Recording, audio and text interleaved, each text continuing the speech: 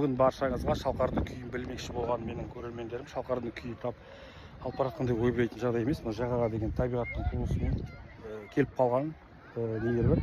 Балдырлар, көріпсіздер осы балдырлар бір жұмадан кейін жоқ болатын белгілі ғой енді. Табиғи құбылыс адамның қолына қатысы жоқ. Шалқардың бойындағы балдырлардың бәрі жағаға лақтырып сол иістеніп жатыр. Бірақ енді осы жағасы кішкене сәл қоюланып кеткен, қашымалашы болып жатыр. Осы жерде өріп кетсеңдер, ағай суға түсе беруге болады. Халық бар, демалып жатыр, ешқандай проблемасы жоқ, айқайлайтын емес. Суға түскеннен кейін белгілі бір шағатындар бар ғой, мелкий білінбейді ғой, шағып жатыр.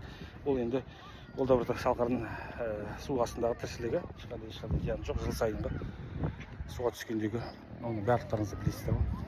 Енді халық келіп жатыр, барлығы демалып жатыр, там ойбайлап келетін жағдай емес дейтіндей емес енді шағасыға түшке жоқ. Барлығы бала шағасымен жанұясымен демалып жатыр. Бір нюанс, осы кіргенде иіс бар да, ол иіс осы балдырлардың иісі. Ертең бір жұмадан кейін жоқ болып кетеді деп айтып жатыр. Оған енді адамның қолы қатысы жоқ ешқандай.